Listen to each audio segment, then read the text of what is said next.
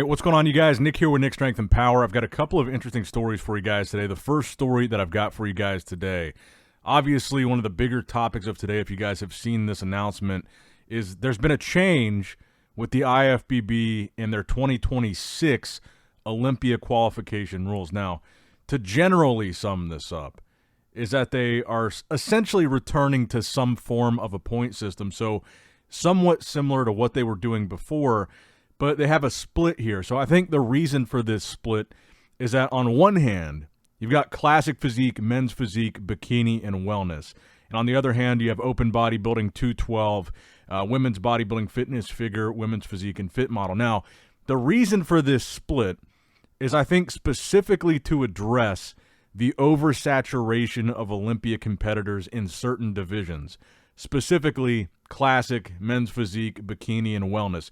These are the divisions where you see, 70 people in the Olympia lineup. So it looks like one of the main reasons for this update to the qualification system was specifically to address that concern of there being too many competitors in these very specific divisions, which I think has been a big vocal focus point and a critique that a lot of fans and commentators have had. So I think the IFBB and the Olympia should be commended for this, because what they're doing here, if you look at the breakdown, the top 25 in the point standings for classic, men's physique, bikini, and wellness get the qualification for the Olympia. So essentially what they're doing is they're limiting that number of how many people are going to be competing at the Olympia.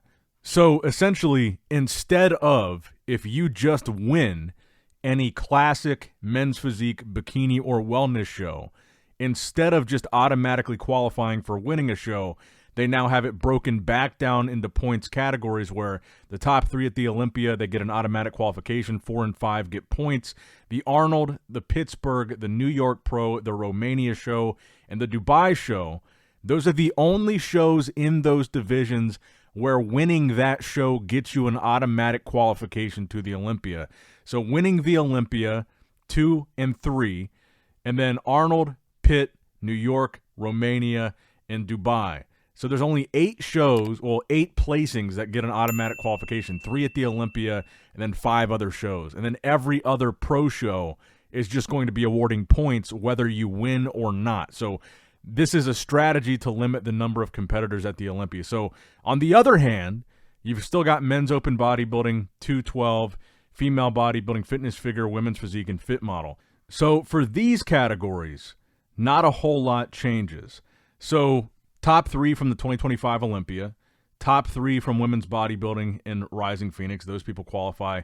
Winner of each open contest held during the qualification period. So that side of this chart, those divisions stay the same. You win a show in the qualification period, you qualify for the Olympia.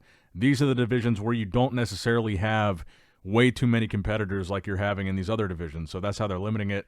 And then for wheelchair bodybuilding, top 3 from the 2025 Olympia, winner of each open contest, top 5 in the point standings. Points are allocated as follows: second place 10 points, third place 9 points, fourth place 8 points, and fifth place 7 points. And I think it's also worth pointing out here, if you look at the very bottom, the note at the bottom of this, any former Olympia winner has lifetime eligibility.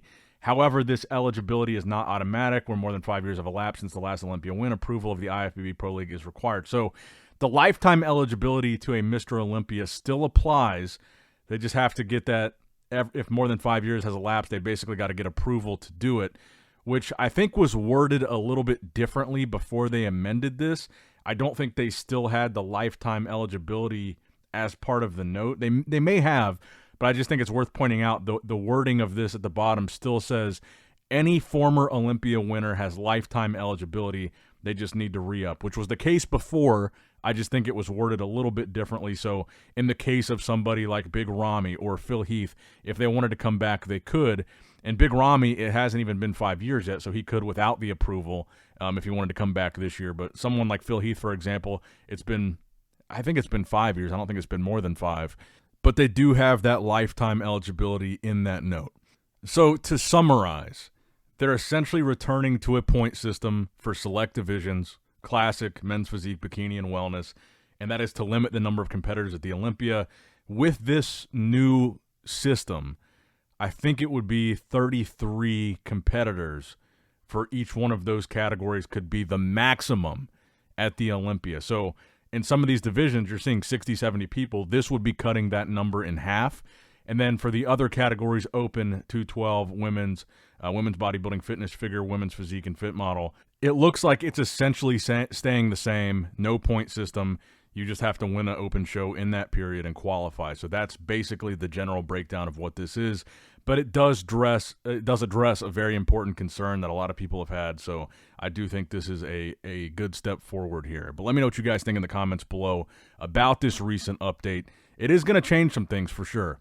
And I think when it goes to not only addressing the issue of the number of competitors, but the other issues that caused, such as the runtime of the Olympia, which was a very big complaint for a lot of people. The Olympia being way too long, the competitors having to wait way too long to go on stage, fans getting fatigued watching the show, whether it was in person or on the live stream. This will also help with the length of the show because a big bulk of that time was coming from classic physique, men's physique, bikini, and wellness because of that vast number of competitors. So overall, I think this is a good move. Now, next up in the news, I wanted to acknowledge a recent update from William Bonac at 5.5 weeks out from the Olympia. We've been talking about a lot of the Olympia updates that we've been getting this week, and Bonac to me looks really impressive. He's kind of sporting a new hairstyle here, so he looks a little bit different. I actually like it. But Bonac looks to be in tremendous shape. He had a pretty good season in 2025. We saw him compete a lot.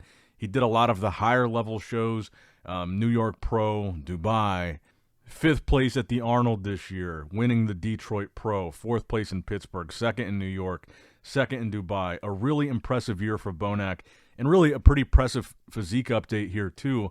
I feel like he's not as in the conversation going into the Olympia as he should be. Even though he's a seasoned veteran and he's been around for a while, he's one of the older guys, I think he's proven he's still very much in this conversation. He's kind of reinvented himself the past year or two. Really good placings, like reinvigorated his physique with Boss of Outlaw. And he was 7th at last year's Olympia. Hunter Labrada was 6th at last year's Olympia. We know that Hunter is sitting out the Olympia this year, sitting out the rest of the season. But that would put William Bonac, based on last year's placings, immediately in the first call-out if he's able to match his look from last year. And you had Andrew Jacked in 5th, Martin Fitzwater 4th, Derek Hottie Sampson ahead of him. And Andrew Jacked, honestly, I wasn't super impressed with what we saw from Andrew Jacked at the FIBO show. I still feel like you're not really seeing Andrew Jacked nail that condition. And honestly, when I look at Bonac, even though Andrew Jacked is this big, aesthetic, crazy, round 3D physique, when Bonac's in shape, I prefer Bonac to Andrew Jacked at FIBO. So I would just say don't be surprised if you see Bonac in the first call-out at the Olympia this year. And I also wouldn't be surprised to see Bonac as high as like a 5th place spot. When Bonac is on, man, he's really dangerous. I think he'll probably be first call-out for sure. And like I said, you look at what he did this year. 5th at the Arnold, winning Detroit, 4th in Pittsburgh, 2nd in New York, 2nd in Dubai. So he was in the first call-out at all of the biggest shows of the year in 2025, winning or placing top 2 in 3 of the 5 that he did. And then first call-out at the Arnold, first call-out in Pittsburgh. It was a pretty impressive year for Bonac.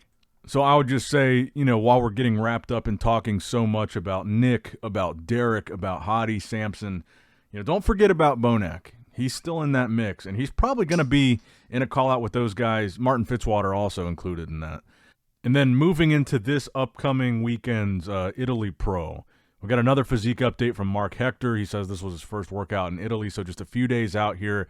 And by the way, so Italy is going to fall on Sunday, our time. So if you're watching from the United States, the Italy show will be Sunday.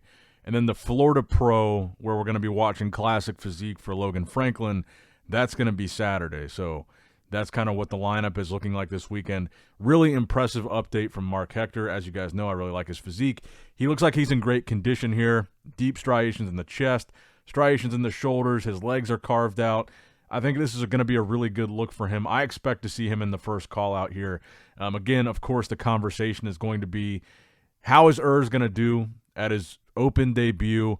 I still think that Quentin and Theo LaGuerrier are probably the two front runners in this show.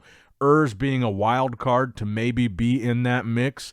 I think Marc Hector will be solidly in that first call-out, probably in the top 5. Really, overall, though, not a super eventful day in the world of bodybuilding. Not a whole lot of new updates. Not a whole lot going on today except for this new qualification rule for the Olympia. But not a whole lot of updates going into Italy. Not a whole lot of updates for the Olympia today. So I think I'm just going to wrap up the video there. Let me know what you guys think in the comments down below, primarily about the new qualification system rules. Make sure you like the video, subscribe to the channel, click that bell notification icon if you have not already. And as always, I love you guys. Appreciate you guys. Nick Strength and Power signing out. All right, guys, don't forget to click that like button and subscribe to this channel if you enjoy the content. Also, check out my Instagram at Nick Strength Power, my Facebook page, which is simply Nick Strength and Power, my secondary YouTube channel, Nick Strength and Vlogs, for vlogs and bonus content that you will not see on this channel. And consider subscribing to my third YouTube channel, Nick Strength and Pokemon, which is all things Pokemon and trading card games, completely unrelated to this channel. So if you're into that, give that one a look. And all links to merchandise and social media will be in the description box below. If you guys want a Nick Strength and Power t-shirt, that will be in the Shopify link below. Have a great day.